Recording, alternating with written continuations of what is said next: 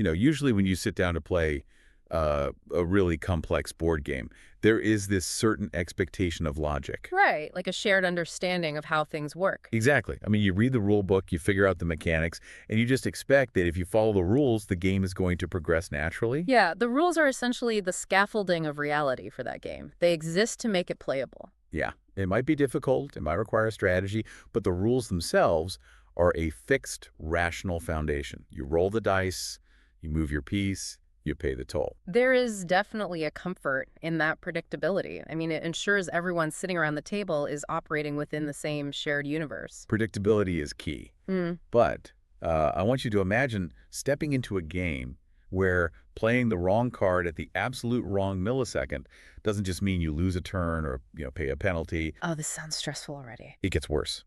Imagine a game where if you misinterpret a single, highly obscure rule, say you use a green card instead of a blue card on Tuesday, you are instantly kicked out of the game entirely. It's just completely removed from the board. Yep. Your piece is gone, the door is locked behind you, and oh yeah, in this analogy, the game is your actual healthcare coverage. That is a remarkably stressful analogy, but honestly, it is the most accurate way to describe the lived reality of navigating the United States Medicare enrollment system. It really is, isn't it? Yeah, I mean, we are talking about the absolute definition of a high-stakes, zero margin for error bureaucratic labyrinth. One wrong move leaves a senior citizen without access to their doctors. And that labyrinth is exactly what we are unpacking today. So welcome to today's deep dive. It's going to be a dense one, but so important. We have gotten our hands on a fascinating and, frankly, pretty intimidating piece of source material. It is an incredibly detailed, highly confidential 18-page internal document. Right, the job aid. Exactly. Specifically, it's the Medicare Plan Enrollment and Election Periods Job Aid, and this is designed strictly for Humana and Care Plus insurance agents. Oh, and it's freshly updated for plan year 2026. Which makes this an incredibly timely look under the hood of a massive industry. I mean, this isn't marketing material. No, definitely not the glossy brochures you get in the mail. Right, not the smiling seniors on a beach. No. This is the raw internal schematic. It is the operational manual for the professionals whose literal job it is to make sure your application doesn't get violently rejected by the federal government's computers. So our mission today is to decode this massive alphabet soup of Medicare election codes. We're talking IEP, AEP, SEP. It genuinely reads like a military communications cipher sometimes. It really does. But we want to extract the real-world actions and the on-the-ground examples that agents actually have to use every single day. Right, to see how this actually plays out in practice. Exactly. We want you, the listener, to understand exactly how the gears of this massive healthcare enrollment machine actually turn. Because it impacts so many people. Right, because whether you are an insurance agent trying to make an honest living, or a caregiver trying to help an aging parent, or even just a future beneficiary yourself, every single person interacting with Medicare is subject to these exact unbending timelines. And knowing the system really is the only way to avoid losing your coverage. The document itself acknowledges its own immense complexity right out of the gate. Oh yeah, right on page 1. Yeah, on page 1, it explicitly warns agents that the Centers for Medicare and Medicaid Services, which we'll just call CMS, they don't make election code changes every year. Right. But when they do, those changes can happen without any advance notice. So the job aid is this living document acting as a constantly updating shield against regulatory shifting. I read through this thing and I felt like a lawyer looking for a loophole, But instead of trying to get some wealthy client out of a bad contract, the agent is desperately trying to find the legal justification to get a vulnerable person into a healthcare plan. It's a completely different kind of high-stakes legal work. It really is. Yeah. So let's start with the absolute base layer of the board game, the foundational acronyms and the time windows. The initial periods. Right, because if you are turning 65, you don't just automatically get Medicare across the board. You trigger a very specific cascade of countdown clocks. Right, so the foundational clocks are the initial periods. You have the ICP, which stands for the Initial Coverage Election Period. Okay, ICP. And then you have the IEP, the Initial Election Period. Now, to a layperson or even a newly minted insurance agent, those sound like exactly the same thing. I mean, coverage election versus election, they are practically identical phrases. Exactly. If you told me one was for vision and one was for dental, I'd completely believe you. But in this rulebook, confusing them is a fatal error that will absolutely ruin a client's enrollment. Wow. Okay, so what's the actual difference? The ICEP is strictly for medical-only coverage. That means enrolling in a Medicare Advantage plan without any prescription drug coverage attached. Just the medical side. Right. The IEP, on the other hand, is specifically for prescription coverage. So that's enrolling in a Medicare Advantage prescription drug plan, known as an MAPB, or a standalone prescription drug plan, a PDP. Okay, so just to simplify that, ICEP is the doctor and the hospital, and IEP is the pharmacy. That is the core distinction, yeah. And normally, both of these windows run on the exact same generous timeline. They are 7 months long. Which seems like a decent amount of time. It is. CMS designed this window to catch people as they transition into retirement and give them plenty of breathing room. So when does that 7-month clock actually start? The clock begins 3 months before the month you turn 65. It includes the entire month you turn 65 and then continues for 3 months after. 7 months total to get your affairs in order. 7 months seems wonderfully straightforward. Yep. You know, plenty of time to do your research, talk to an agent, compare networks, and just pick a plan. In theory, yes. But here's where it gets really interesting, and where the agent's ability to interpret this job aid becomes critical. What happens if life doesn't fit that perfect, idealized 65 and retired narrative? Which happens all the time now. Right. What if someone is 65, they're feeling great, they're still working a corporate job, and they have fantastic health insurance through their employer? That is an increasingly common scenario. People hit 65, they are at the peak of their careers, and they say, I absolutely do not need Medicare Part B right now. Yeah, why pay for it if you don't need it? Exactly. They have employer coverage, it works great, and they just delay their Medicare enrollment so they don't have to pay those monthly Part B premiums. And that is a perfectly valid government-approved strategy. But there's a trap, right? The trap snaps shut later. When they finally do retire at, say, 67 or 68, and they suddenly need to enroll in Medicare Part B, the rules of the game fundamentally shift underneath them. And the job aid dedicates a very specific, highly cautionary section to this exact scenario. It's called ICE for Delayed Part B. And the mathematical distinction here is brutal. It really is. If you delay Part B because you were working, your ICEP window shrinks from that generous 7-month runway down to a strict, unforgiving 5-month window. It acts as a massive pitfall for the unwary agent. The document spells out the new math explicitly. How does the 5-month math work? The window occurs during the 3 months prior to the effective date for Part B, the month of the effective date, and then it abruptly ends at the end of the second month, so 5 months total. Wow. Yeah. If an agent is sitting at a kitchen table with a 67-year-old recent retiree and assumes they have the standard 7-month window to gather doctor's lists and finalize paperwork, they will miss the deadline. And what's the result of missing it? The client's application bounces, they have absolutely no medical coverage, and they could potentially face lifetime late enrollment penalties from the government. Lifetime penalties. That is insane. So at the kitchen table, the required action for the agent is entirely mathematical. Yep, it all comes down to math and history. It relies entirely on uncovering the client's work history. The agent has to ask, hey, are you aging in by turning 65 right now, or did you delay your Part B? And if the answer is delayed, they have to pivot immediately. Right. If it's delayed, the agent literally has to cross out 7 in their head and write 5. That simple change dictates the entire urgency of the appointment. It takes it from a casual consultation to a total race against the clock. So let's move past those initial periods and talk about the recurring phases of the game. Once you are in the system, you enter the annual cycles. The yearly reset. Yeah, the most famous one, the one everyone knows, is the AEP, the annual enrollment period. October 15th through December 7th, every single year. It is the time when you literally cannot turn on a television, open a mailbox, or browse the internet without being bombarded by commercials for Medicare plans. It is relentless. It is the absolute free-for-all window where beneficiaries can change almost anything about how they receive their Medicare benefits for the upcoming year. It's a grand reset button. It's the baseline reset, yes. But the system has to account for human nature. What do you mean? Well, what happens on January 1st? What if a beneficiary sat down with an agent in November, looked at a glossy brochure, picked a plan that sounded incredible, but then on January 2nd, they walk into their local pharmacy and realize their specific expensive brand of insulin isn't actually on the new plan's formulary. Oh, no. Or what if they try to book an appointment and discover their longtime cardiologist is actually out of network with this new carrier? That is the ultimate case of buyer's remorse. Yeah. And when you are dealing with heart medication and specialists, buyer's remorse can be medically dangerous. Exactly. To mitigate that danger, the system created the OEP, the open enrollment period. Right, January to March. Yes, this runs from January 1st to March 31st. It acts as an emergency pressure valve. And it only applies to certain people. Right. Yes, it allows beneficiaries who are already enrolled in a Medicare Advantage plan to make one single change.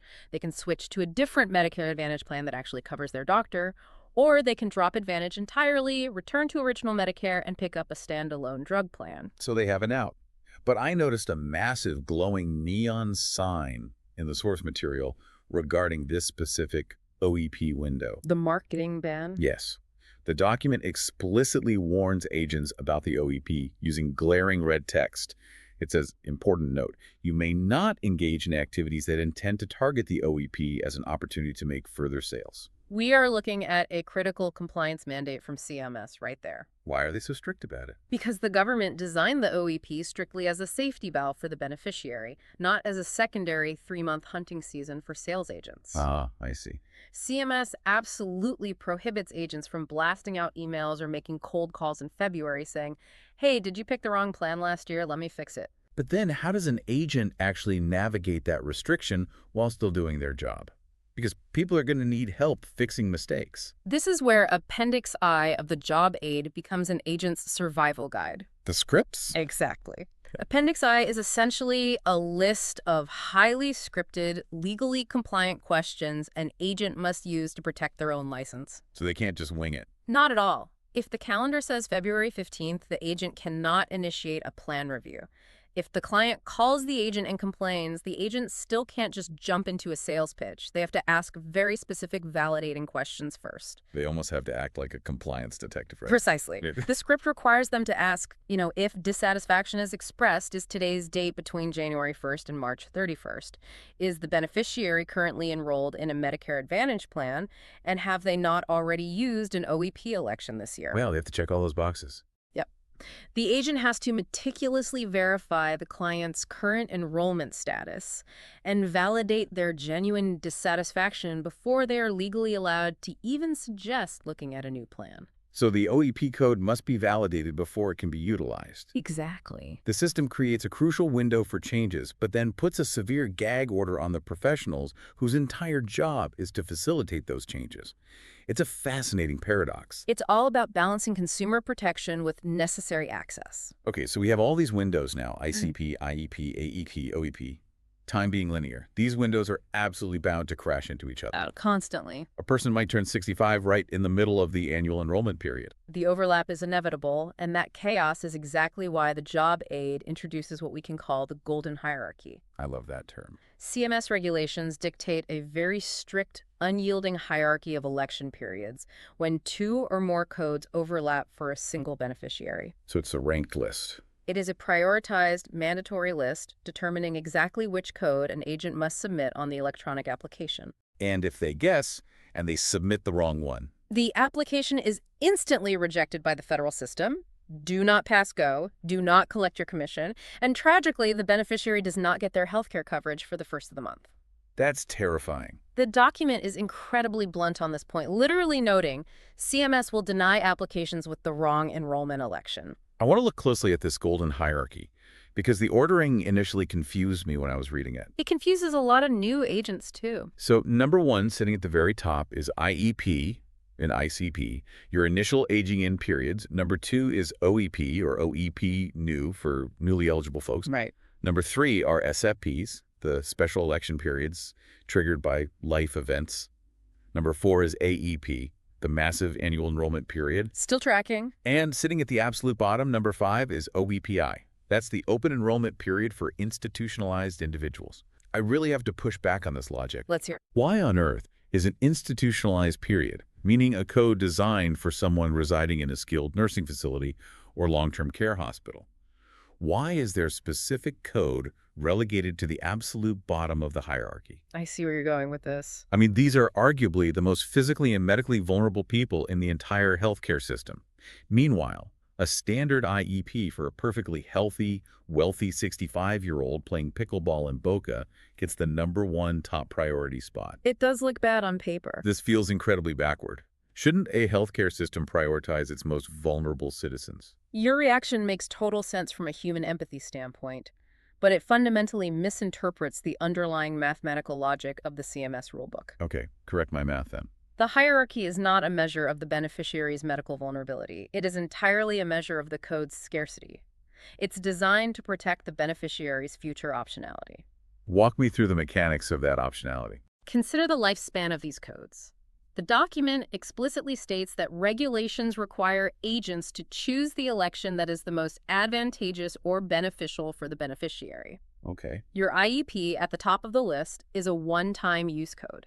You only turn 65 in age into Medicare once in your entire life. Once that window closes, it is gone forever. So use it or lose it. Exactly. And SEP, a special election period, is usually a one-time use code triggered by a specific, fleeting life event like moving to a new state. OEP is strictly limited to one single change per year. Right, they all have hard limits.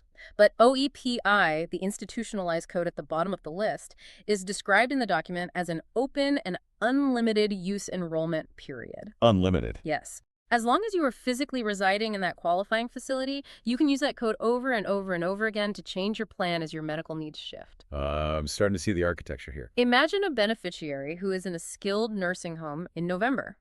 Technically, they qualify for two codes simultaneously. AEP because it's November, and OEPI because they're in the facility. Exactly.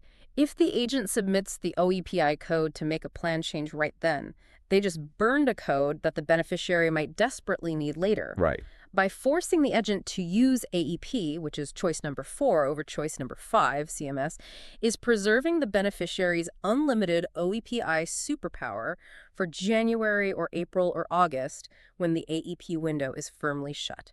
That is a brilliant piece of regulatory design. You always burn the most restrictive expiring code first, saving the versatile, unlimited codes for future emergencies.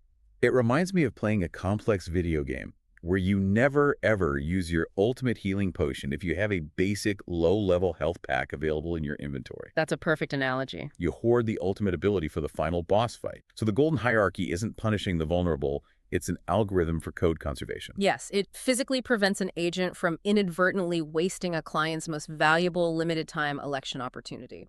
That makes so much sense now. So we've talked extensively about the standard calendar and predictable aging, but life does not care about the AEP timeline. No, it certainly doesn't. Life is chaotic, it's messy, and it's unpredictable. People get divorced, they lose their jobs, they get terrifying medical diagnoses, they pack up and move across the country to be closer to their grandkids. The rule book has to account for that chaos. Dealing with that chaos is arguably the most complex and treacherous part of the entire job aid. The S&Ps. Yes. Every single special election period has a unique trigger mechanism, a highly specific duration, and a unique set of required proofs. Let's dive deep into one of the most common life events. Moving. SD code MOV.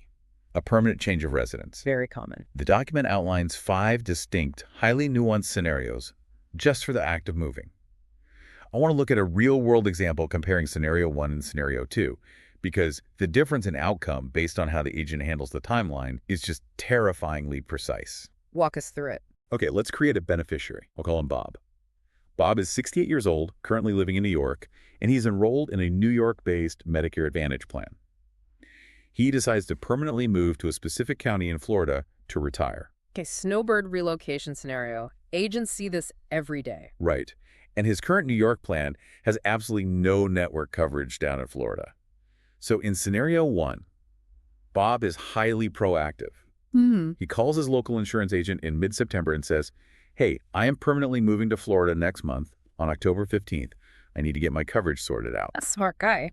The document dictates that when an individual notifies the plan of a future move date, the SCP begins the month before the permanent move. So Bob's SCP officially starts in September. Right, giving him time to act. He works with his agent, picks a great new Florida plan, and his coverage transitions seamlessly the exact moment he arrives. He's a responsible adult. The system works beautifully. That is the ideal outcome. The beneficiary avoids any gap in coverage. Now let's look at scenario 2. Bob is completely overwhelmed with packing boxes, hiring movers, and saying goodbye to friends. As most people are when they move. Exactly.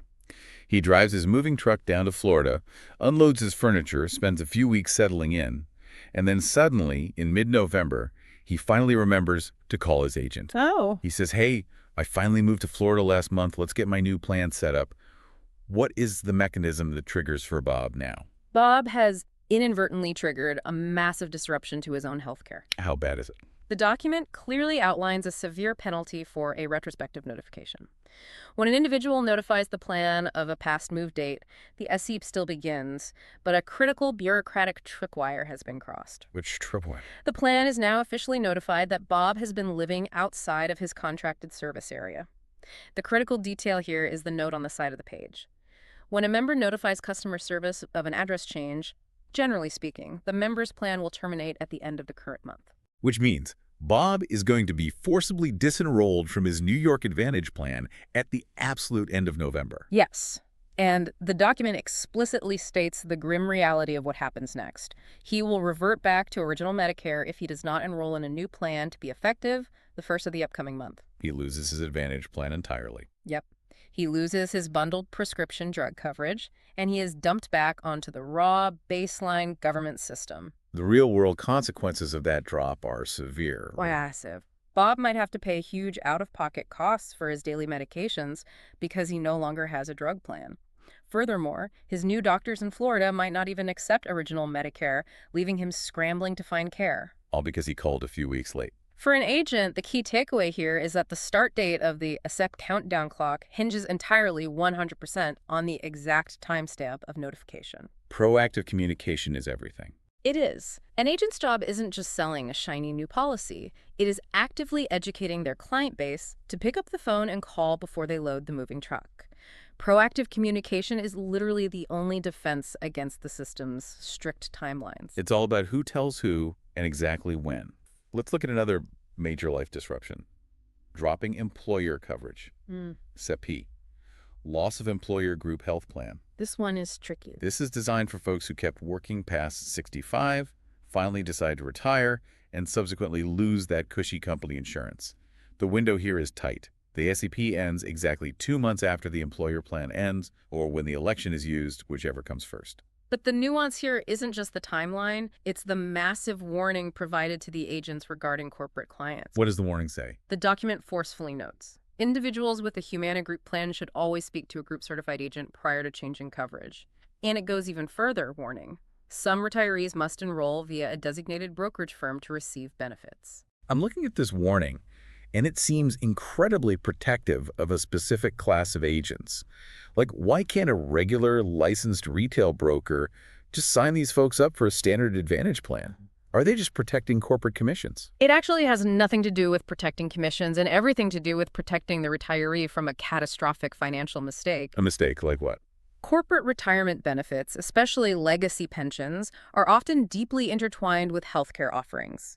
The corporation might subsidize the premium, or they might bundle it with life insurance. Okay, so it's a package deal. Exactly. Okay. If a well-meaning but uninformed retail agent eagerly signs up a retired auto worker for a new $0 individual Medicare Advantage plan, that simple, seemingly helpful enrollment might inadvertently trigger the automatic cancellation of the retiree's entire corporate pension health benefit package. Oh, wow. It could permanently sever their access to subsidized care, and it might even instantly terminate their spouse's health coverage as well. So they lose everything just by trying to get a free plan. The system is rigged with these invisible tripwires.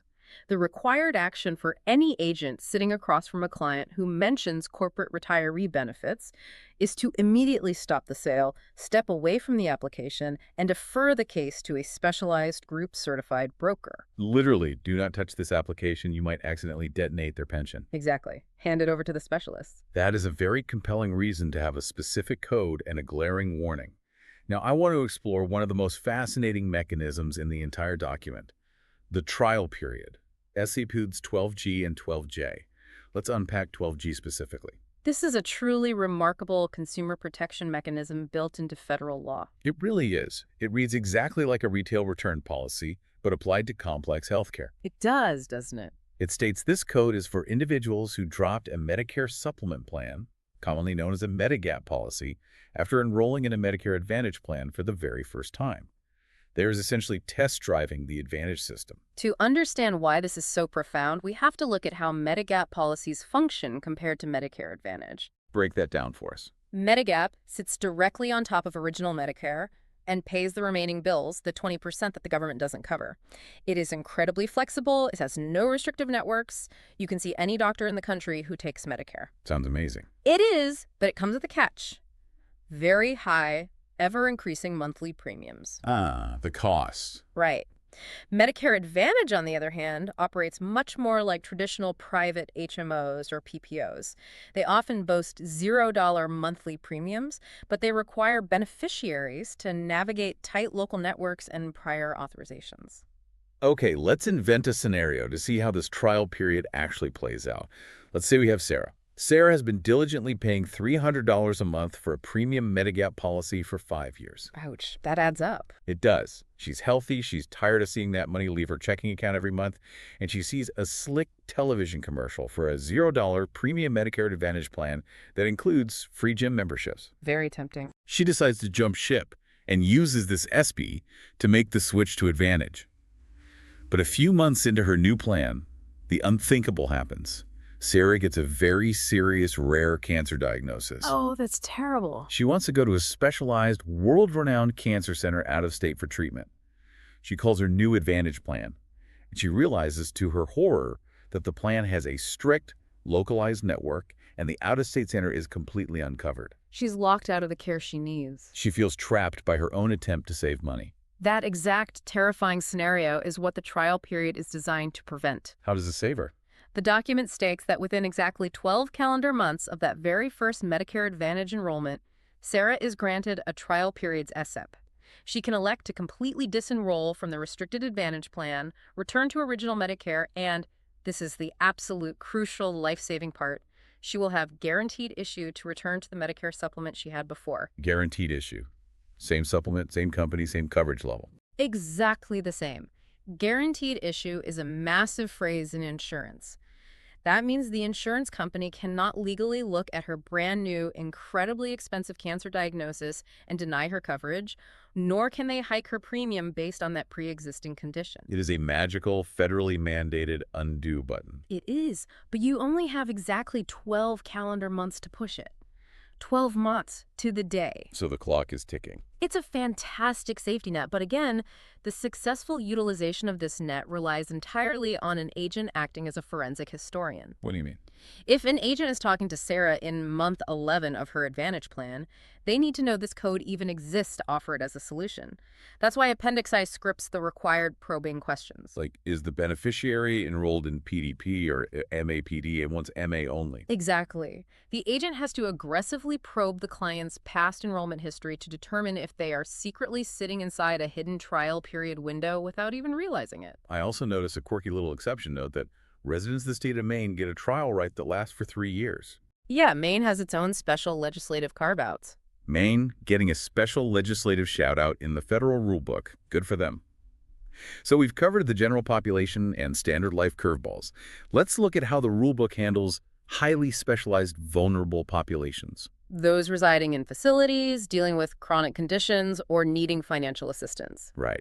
Let's revisit OEPI, the institutionalized code we debated earlier. As we noted, it's an open, unlimited use enrollment period for those residing in an institution, allowing them to adjust their coverage constantly as their medical needs fluctuate while institutionalized. It even lasts up to 2 months after they leave the facility. But there is a massive, highly specific red flag in this document regarding OEPI, acting as a huge trap for well-meaning agents. The facility definition. Yes. The job aid explicitly defines what constitutes an institution. Skilled nursing facility, nursing home, psychiatric hospital, rehab hospital, and then, in bold parenthesis, it emphatically states it does not include assisted living facilities. That catches a lot of people off guard. I need you to explain this distinction. Why is an assisted living facility not considered an institution under Medicare rules? If I visit my grandfather in skilled nursing and my grandmother in assisted living, they look virtually identical. To the untrained eye, yes. They both have nurses' stations, cafeterias, and staff walking around in scrubs. To a family member walking through the front doors, the aesthetic differences are minimal. It looks like a facility where an elderly parent is receiving daily care, but to the architects at CMS, the distinction is massive. What's the legal difference?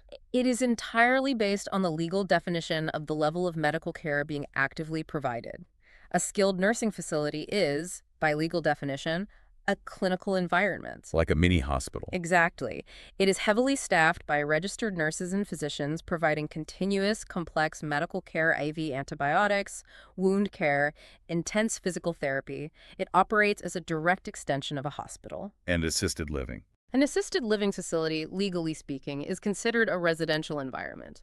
It provides custodial care, meaning help with daily activities like dressing, bathing, and managing oral medications, but it absolutely does not provide round-the-clock skilled clinical care. So legally to CMS, moving into an assisted living facility is no different than moving to a really nice apartment complex that happens to have a very helpful staff who cooks your meals. From a strict regulatory standpoint, yes, it's merely a change of residential address. Therefore, moving into assisted living might trigger a standard change in resident SEP, our old friend SEP MOV, but it absolutely does not grant the beneficiary the unlimited, open-ended OEPI superpower. And if an agent messes that up? If an agent assumes facility equals OEPI and confidently submits that code for a client who just moved into assisted living, that application will be hard rejected by CMS. Even worse, the agent could face severe compliance investigations for misrepresenting the beneficiary's legal medical status to the federal government. Wow, so the required action for the agent demands brutal clarity. The agent cannot rely on the family's terminology. Never. They have to ask, is this legally classified as skilled nursing? Or is this assisted living? The entire enrollment strategy and the validity of the application hinges entirely on that legal definition. It's all about the nitty-gritty legal classifications. Let's examine another specialized need, chronic conditions, SEPI code, CSN. This is specifically for individuals diagnosed with severe or disabling chronic conditions like advanced diabetes, cardiovascular disease, or end-stage renal disease. And this allows them to enroll in a chronic care special needs plan, known as a CCSNP. Which are great plans, right? These specialized plans are brilliantly tailored. The provider networks are heavily populated with specialists for those exact conditions, and the drug formularies are deeply subsidized and optimized for the specific expensive medications needed to manage those diseases. So giving these individuals a dedicated pathway to enroll makes perfect clinical sense. It really does. But the document outlines a fascinating fallback mechanism regarding these plans. It says enrollment into a chronic care SNP. That's the primary goal. But then point 2 dictates the procedure for individuals found ineligible for a CCSNP. This happens more often than you'd think. Let's map out how this failure actually happens. A beneficiary genuinely believes they have a qualifying severe cardiovascular condition based on conversations with their doctor. They talk to an agent, they use SMCSN, and they successfully enroll in the specialized plan. Sounds good so far. However, the regulatory process dictates that the insurance plan must independently verify the severity of the condition with the beneficiary's doctor. Right, they have to prove it. So what happens if the doctor fills out the verification paperwork and says, actually, their heart condition is mild, it is managed with generic medication, and they do not meet the strict clinical criteria for this highly specialized chronic condition plan? You've just identified a major bureaucratic collision point. The beneficiary enrolled in good faith. The agent submitted the application legally, but the complex medical reality on the ground didn't match the rigid regulatory requirement. What happens to the beneficiary then? Without a built-in safety net, this beneficiary would suddenly be forcibly disenrolled from the SNP and thrown out into the cold, potentially reverting straight back to original Medicare outside of any standard enrollment window, leaving them totally exposed. That's terrifying. But the rulebook actually anticipates this exact failure state, and the mechanism for saving the beneficiary is built right into the text. A safety net. The document says, after enrollment, individuals who are found to not have the qualifying condition will have SEP-CSN to enroll in a different plan. It grants them a brand new, immediate SF that begins the moment the plan notifies them they are clinically ineligible, and it continues for 2 additional calendar months. It functions as a bureaucratic grace period. The system essentially recognizes that medical diagnoses are incredibly complicated, Clinical criteria are confusing to lay people, and miscommunications between patients and doctors happen constantly. So they don't punish the patient. Right. It actively chooses not to punish the beneficiary for the doctor's failure to confirm the diagnosis. It gives them a generous 2-month parachute to safely land in a standard Medicare Advantage plan. It is a very rare, highly compassionate moment of bureaucratic forgiveness. A rare moment indeed. We see a similar level of robust protection for those requiring state financial assistance, too. There are specific SAPs for Medicaid, often referred to as dual eligible status, meaning the individual qualifies for both federal Medicare and state Medicaid. Right. We're looking at codes like MCD, NLS for low-income subsidy, and DEP. Why are these codes so vital? These codes are vital lifelines because a person's financial situation can deteriorate rapidly. An individual might exhaust their retirement savings paying for care and suddenly qualify for state assistance. The system needs a way to quickly transition them into plans that manage those dual benefits. The document outlines that individuals who gain, lose, or experience a change in their Medicaid or low-income subsidy status have an SEP that allows them one opportunity to make an election within 3 months of any of the changes noted above, or notification of such a change, whichever is later. That phrase, whichever is later, is the most crucial part of that sentence. Why is that so important? State-level Medicaid bureaucracy is notoriously slow and backlogged. A senior might technically meet the financial criteria and qualify for Medicaid in March, but the underfunded state agency doesn't process the paperwork and send the official notification letter until late May. So they're just in limbo. Exactly. But the federal SEP clock refuses to start ticking against the beneficiary until they actually hold that official notification letter in their hand. It highlights an interesting paradox at the heart of this system. We are looking at a framework that desperately attempts to protect the most vulnerable, designing specialized plans for the sick, providing grace periods when doctors disagree, and offering wide 3-month windows when a senior's income suddenly drops. It is a massive, well-intentioned safety net. It is, but it wraps that safety net in such intense, coded, unyielding regulatory red tape that a normal human being could never possibly navigate it alone. You require a certified Sherpa, the insurance agent, just to access the safety net that was designed for your protection. Which is exactly why internal documents like this 18-page job aid exist. The overwhelming complexity is the direct byproduct of trying to create a perfectly fair system for over 65 million Medicare beneficiaries, accounting for millions of edge cases. And it never stops evolving. Never. Every single time someone finds a loophole, or every time a systemic vulnerability is exposed in the real world, CMS writes a new rule, creates a new acronym, and adds a new nested bullet point to the hierarchy. Well, let's talk about those newly created rules. The document we have is specifically updated for plan year 2026. The very first page, highlighted in a bright yellow box to ensure agents don't miss it, introduces something entirely new and unprecedented. The MPF error code. Yes, it says, new for plan year 2026, SEP for CMS use only.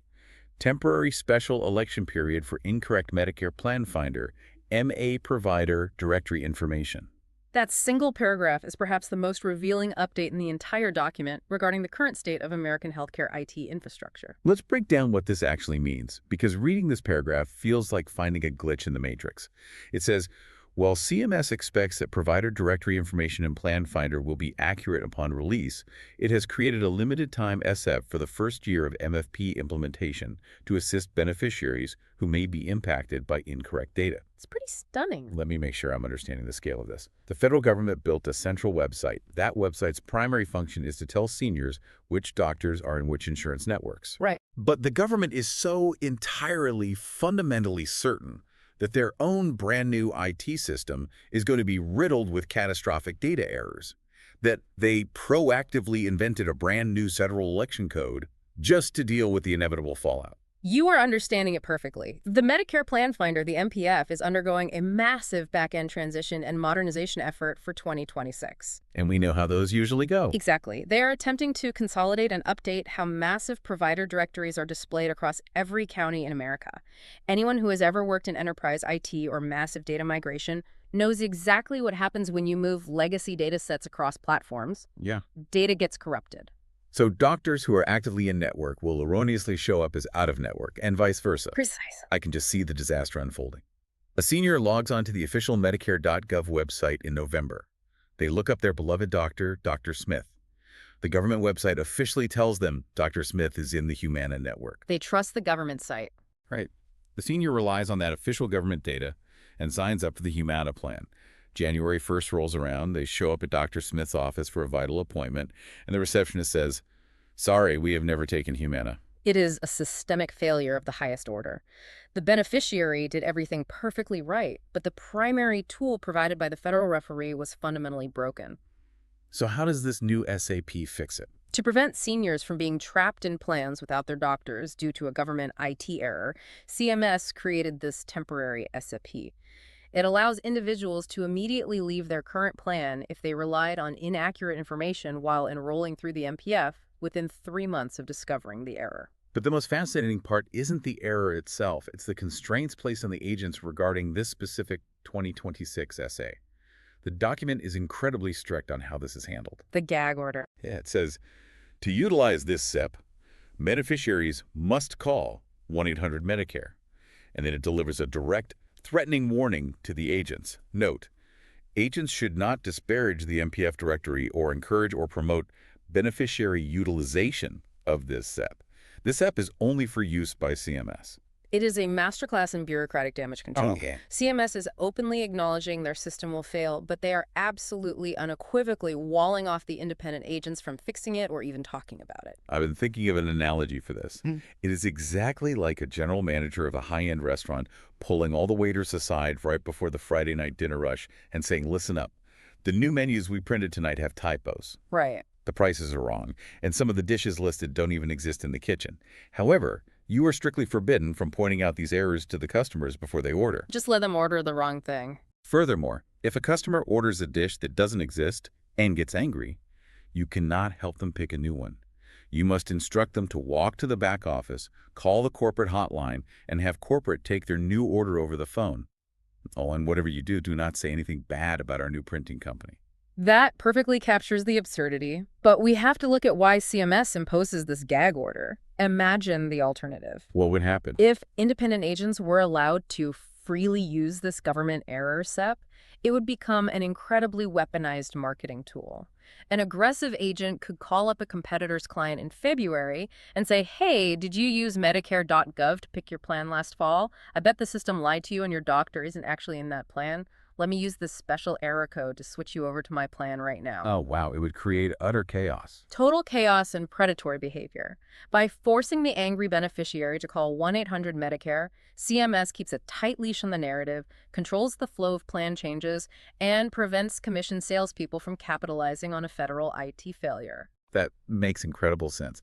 It's just wild to read an internal corporate memo essentially telling a sales force to bite their tongues and pretend that government's website is flawless. Welcome to Medicare compliance. Let's look at another major trap specific to the 2026 landscape, the 5-star trap.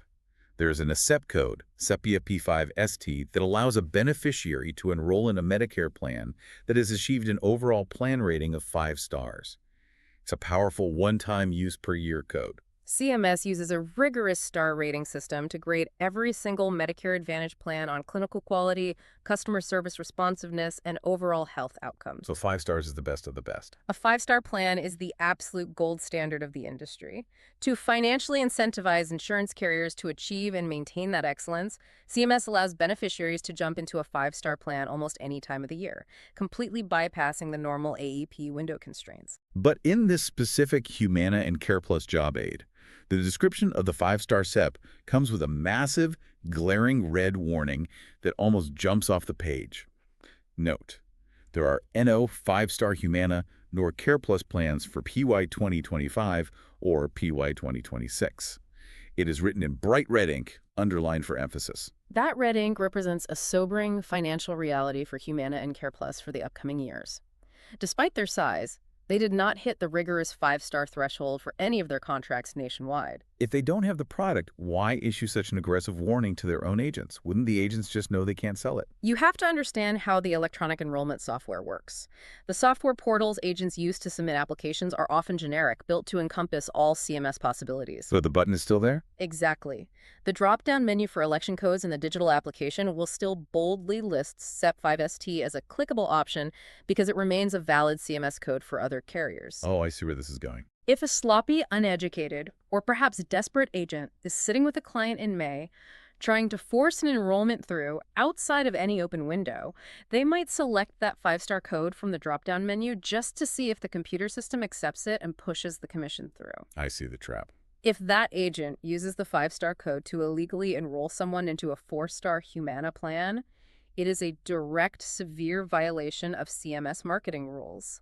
The document warns agents that sales compliance will be actively monitoring for any signs of misuse. So they're watching them internally. It is an internal policing mechanism. The corporation is telling your massive sales force, do not touch this button. We do not have the clinical product to legally support this code, and if you try to fake it to get a sale, our internal compliance algorithms will catch you before the government does. It really highlights the tightrope agents walk between aggressive selling and strict compliance.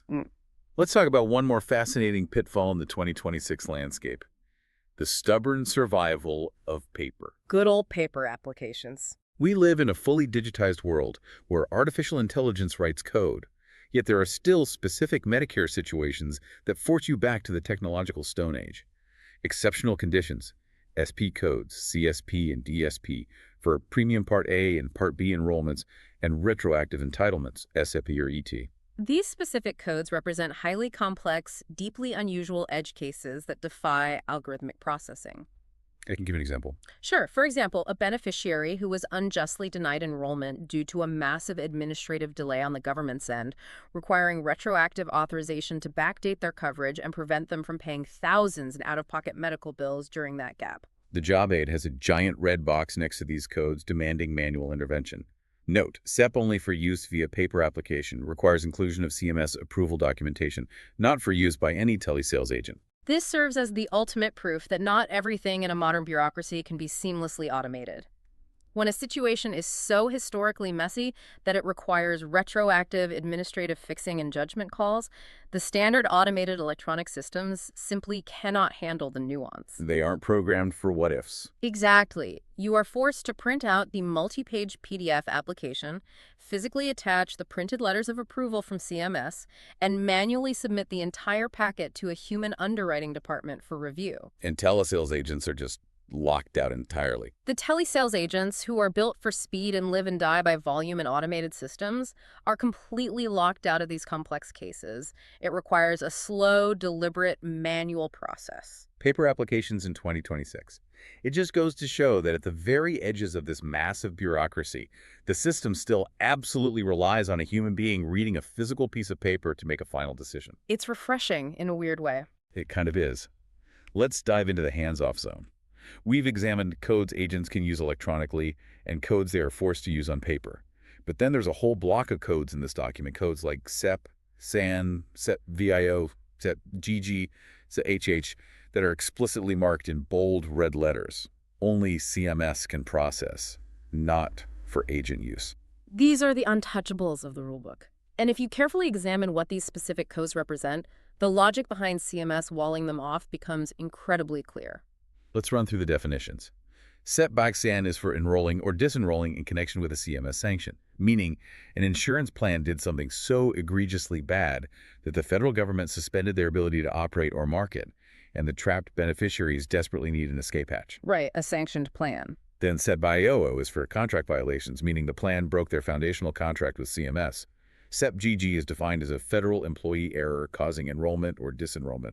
The government itself actively messed up someone's paperwork. Another government error code. And SEP-HH is a significant change in provider network, meaning a plan suddenly, mid-year, lost a massive hospital system from its network, leaving patients stranded. Think about the underlying common thread connecting every single one of those scenarios. Every single one involves a massive systemic failure. They're all disasters. Either a corporate entity failed ethically or contractually, a local healthcare market violently collapsed, or the federal government itself made a catastrophic administrative error. I look at those scenarios and think, if a plan is sanctioned and seniors are trapped, shouldn't an independent agent be allowed to help those seniors get out? From a purely customer service perspective, restricting the agents seems cruel to the seniors who need help navigating the exit. You would naturally assume that. But CMS is acting as the direct, forceful referee here to prevent a chaotic gold rush. A gold rush. Let's build a hypothetical scenario. Imagine a massive carrier, Plan A, in a densely populated county gets hit with a severe CMS sanction for fraudulent predatory marketing practices. Suddenly, 10,000 vulnerable seniors in that county are granted the legal right to leave Plan A immediately. That creates a massive, localized pool of free agents. It creates an irresistible target. If independent agents were allowed to freely use the SEPSI-SAN code, the result would be a bloodbath. Agents from competing carriers, Plan B, Plan C, and Plan D, would descend on that county like locusts. Oh, they would just swarm them. They would aggressively target those panicked seniors, potentially using extreme fear tactics about the government's sanction to drive rapid, ill-advised sales.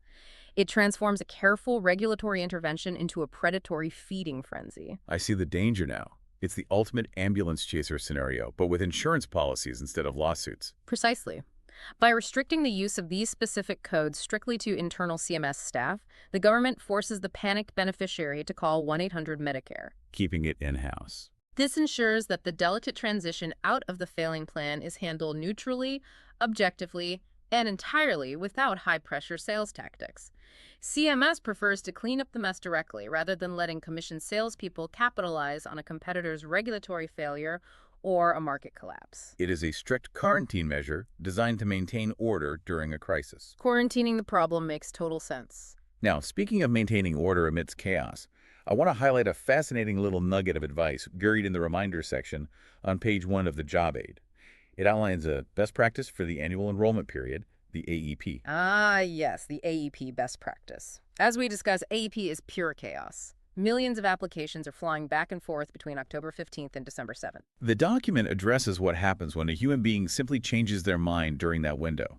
It says, except for the AEP election, election codes are one-time use.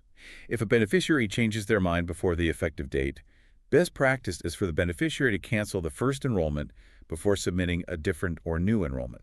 Cancellation of the original enrollment is not required. The wording there is very intentional. Let's unpack the logic here. Yeah. It explicitly states cancellation is not legally required.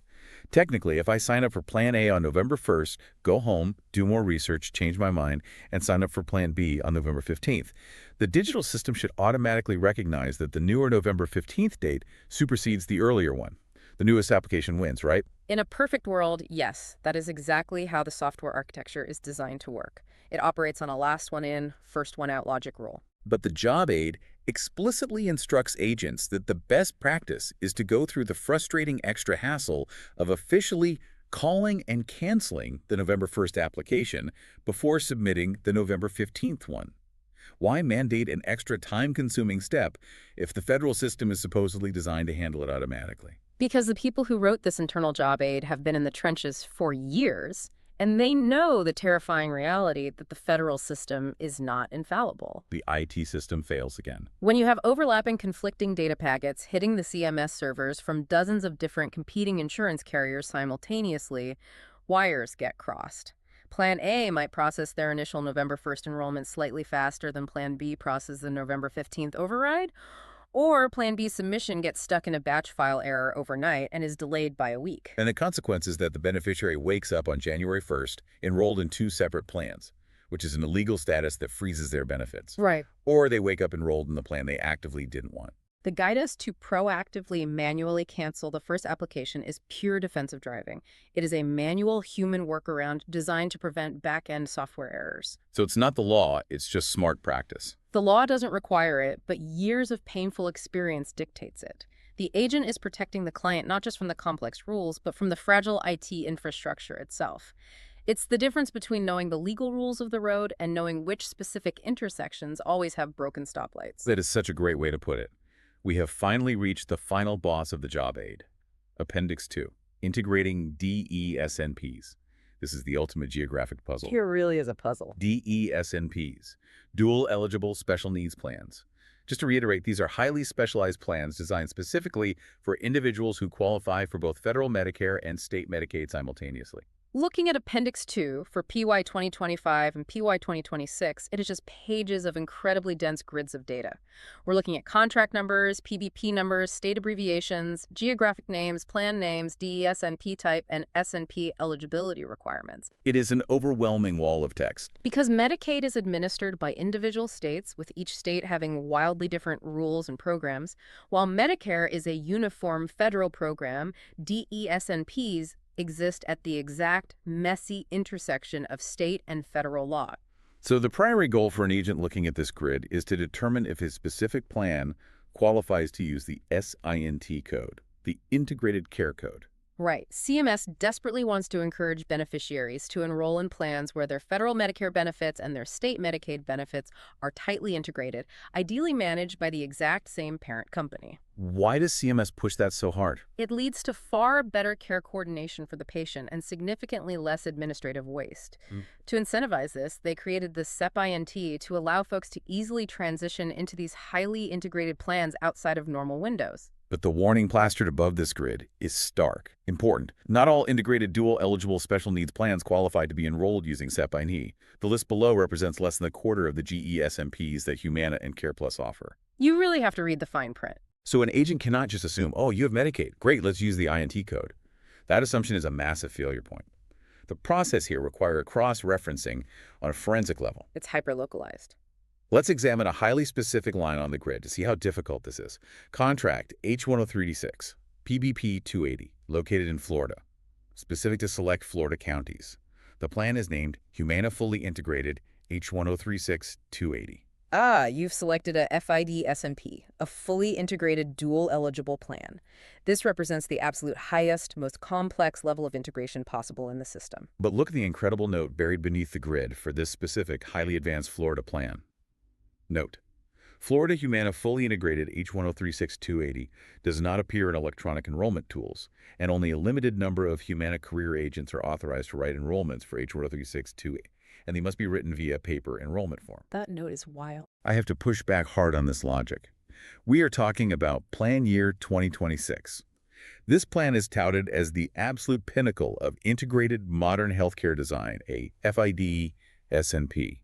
And the corporation is intentionally hiding it from their own electronic enrollment tools. They're hiding it, yeah. They restrict it to a select few internal agents, and they force those agents to use physical paper. Why make the most medically advanced plan the most technologically archaic to enroll in? The contradiction is glaring, isn't it? But it makes perfect economic and administrative sense when you fully grasp the massive financial stakes of a FID SNP. What are the stakes? In a fully integrated plan, the exact same organization is taking on the total financial and clinical risk for both the Medicare side hospital stays, surgeries, doctors, and the Medicaid side long-term care, community support, nursing homes. They are entirely on the hook for every single dollar spent on that patient. Every single dollar. And for that fragile financial structure to work legally, the beneficiary's highly specific local state Medicaid managed care organization, the MCO assignment, must perfectly, flawlessly align with the new Medicare Advantage enrollment. What happens if it doesn't align perfectly? If an independent broker sitting in a strip mall accidentally enrolls a dual-eligible senior into this FIE plan using a fast electronic tool without manually ensuring their specific county-level Medicaid MCO is correctly aligned and legally transferred, the entire financial structure of the care plan collapses instantly. Collapses. Like how? Claims will bounce between the state government and the federal government indefinitely, with neither side paying the doctors. It would trigger an administrative nightmare of epic proportions. Beyond an administrative nightmare, it would severely disrupt the patient's ability to receive life-saving care. By physically hiding the plan from the fast, automated electronic tools, Humana is physically preventing independent external agents from making that catastrophic mistake. So they just take the tool away entirely. They restrict access to a tiny pool of highly trained internal career agents who deeply understand the specific state-level Medicaid alignment required. Furthermore, they force the process onto paper so that a human underwriter has to manually, visually verify the Medicaid MCO alignment before the application is ever submitted to the federal government. It is a bespoke, incredibly manual oversight process designed to protect a highly fragile, highly integrated partnership from the speed of modern technology. It powerfully proves that not everything in modern healthcare can be digitized yet.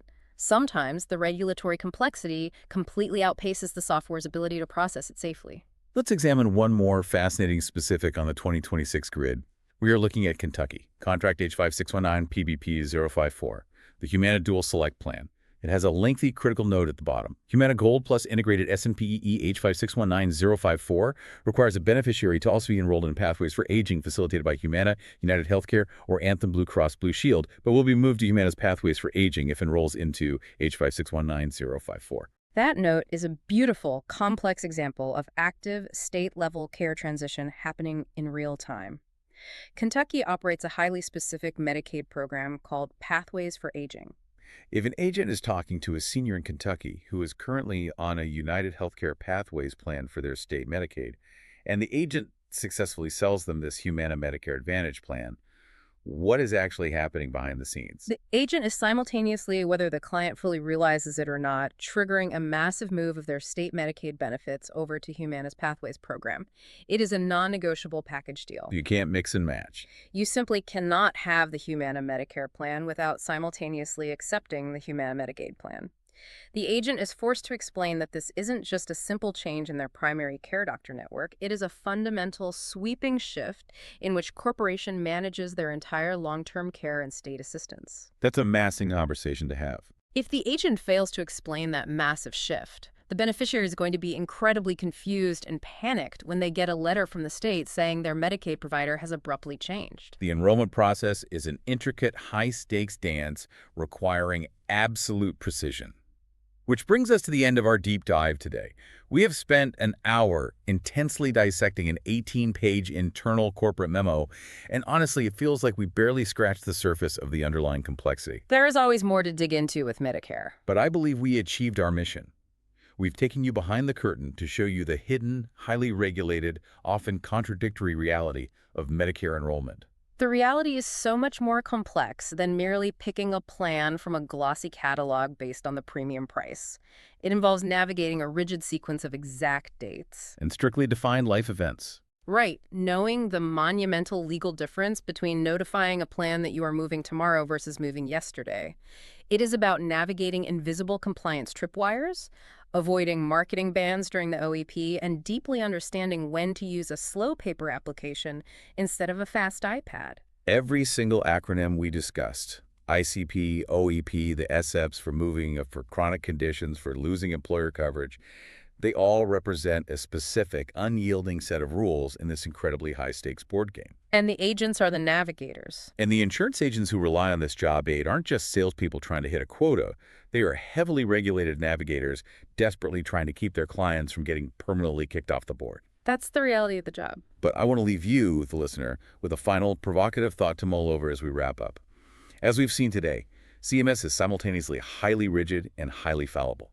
They create incredibly strict hierarchies, actively monitor agents with algorithms for misusing a 5-star code, and force paper applications for specific FIDE plans to maintain control. Yet they're fallible enough that they had to invent a brand new, highly restricted SEP for 2026 purely to cover up the anticipated massive data errors in their own official Medicare.gov website directory. The referee is demanding absolute perfection from the players, while openly acknowledging that the playing field itself is fundamentally broken. It's quite the paradox. So here is the question you have to ask yourself.